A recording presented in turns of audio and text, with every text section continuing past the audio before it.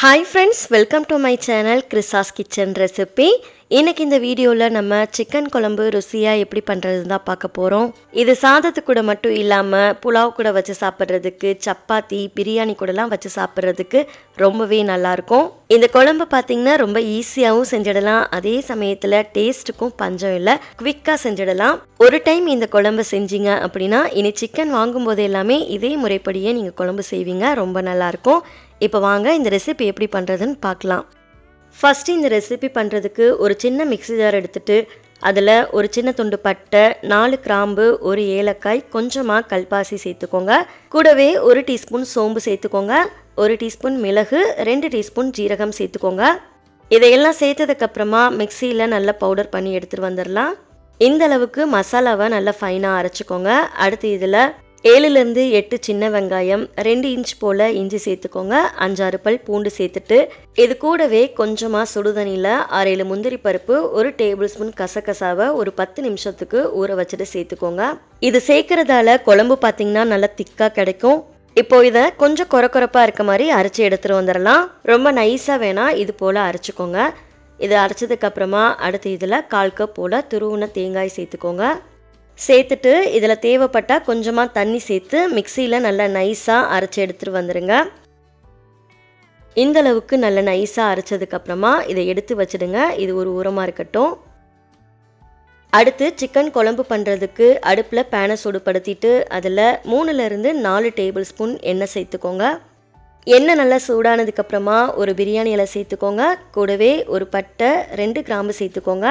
சேர்த்துட்டு இதை நல்லா வறுத்துக்கோங்க. அடுத்து இதில் 20 போல் சின்ன வெங்காயத்தை இடிக்கல்லில் சேர்த்து இது போல் நசுக்கிட்டு சேர்த்துக்கோங்க. கூடவே ஒரு மீடியம் சைஸ் பெரிய வெங்காயத்தை நல்லா பொடியாக கட் பண்ணிவிட்டு சேர்த்துக்கோங்க. இது கூடவே ஒரு கொத்து கருவேப்பிலை சேர்த்துட்டு இதை நல்லா வதக்கி விட்டுக்கோங்க. வெங்காயம் பார்த்திங்கன்னா நல்லா வதங்கணும், அதோட கலர்லாம் நல்லா மாறி வர அளவுக்கு நல்லா வதக்கி விட்டுக்கோங்க. இந்த அளவுக்கு வெங்காயம் வதங்கி வந்ததுக்கப்புறமா அடுத்து இதில் 2 பெரிய தக்காளி சேர்த்துக்கோங்க.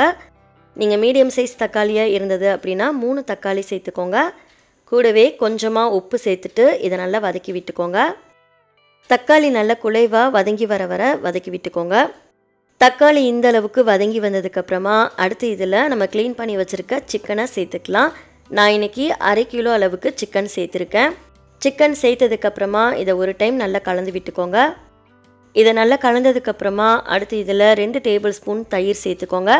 தயிர் எதுக்காக சேர்க்குறோம் அப்படின்னு பார்த்தீங்கன்னா சிக்கன் நல்லா சாஃப்டாக வெந்து வரும், அதுக்காக தான் தயிர் சேர்த்துருக்கோம்.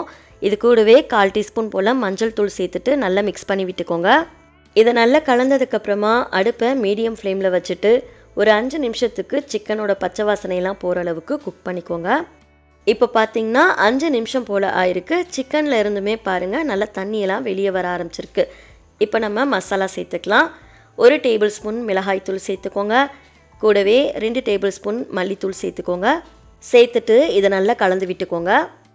மசாலாவோட பச்சை வாசனையெல்லாம் போகிற அளவுக்கு நல்லா குக் பண்ணிக்கோங்க. அதோட பச்சை வாசனையெல்லாம் போனதுக்கப்புறமா நம்ம ஏற்கனவே அரைச்சி வச்சுருந்த மசாலா பேஸ்ட்டை சேர்த்துக்கோங்க. கூடவே இந்த குழம்புக்கு தேவையான அளவுக்கு உப்பு சேர்த்துட்டு இதை நல்லா கலந்து விட்டுக்கோங்க. இந்த டைமில் குழம்புக்கு தேவையான அளவுக்கு தண்ணி சேர்த்துக்கோங்க. நான் மிக்ஸி ஜாரையே லைட்டாக வாஷ் பண்ணிவிட்டு அந்த தண்ணியவே சேர்த்துருக்கேன். தண்ணி சேர்த்ததுக்கப்புறமா இதை நல்லா கலந்து விட்டுட்டு மூடி போட்டு மூடி ஒரு 15லேருந்து 20 நிமிஷத்துக்கு சிக்கனை நல்லா சாஃப்டாக வர வேக வச்சு எடுத்துக்கோங்க. 15 நிமிஷம் ஆனதுக்கப்புறமா ஓப்பன் பண்ணிக்கோங்க. சிக்கன் குழம்பு சூப்பராக ரெடி ஆகிடுச்சு. சிக்கன் ஒருவேளை வேகலை அப்படின்னா எக்ஸ்ட்ரா ஒரு 5 நிமிஷத்துக்கு வேக வச்சு எடுத்துக்கோங்க. கடைசியாக குழம்பு இறக்கிறதுக்கு முன்னாடி பொடியான நறுக்கின மல்லி கொஞ்சமாக சேர்த்துட்டு நல்லா கலந்து விட்டுக்கோங்க. நல்ல வாசனையாக இருக்கும். அவ்வளோதான், ரொம்ப ரொம்ப சுவையான சிக்கன் குழம்பு சூப்பராக தயாராகிடுச்சு. இதே முறைப்படி நீங்களும் வீட்டில் செஞ்சு பாருங்கள். செஞ்சு பார்த்துட்டு இந்த ரெசிபி எப்படி வந்ததுன்னு மறக்காமல் உங்களோட ஃபீட்பேக்கை ஷேர் பண்ணிக்கோங்க. இந்த ரெசிபி உங்களுக்கு பிடிச்சிருக்குன்னு சொல்லி நினைக்கிறேன். வீடியோ பிடிச்சிருந்தா லைக் பண்ணிவிட்டு சேனலை சப்ஸ்கிரைப் பண்ணிக்கோங்க. நெக்ஸ்ட்டு ஒரு ரெசிபி வீடியோவில் பார்க்கலாம். தேங்க்ஸ் ஃபார் வாட்சிங். பபாய்.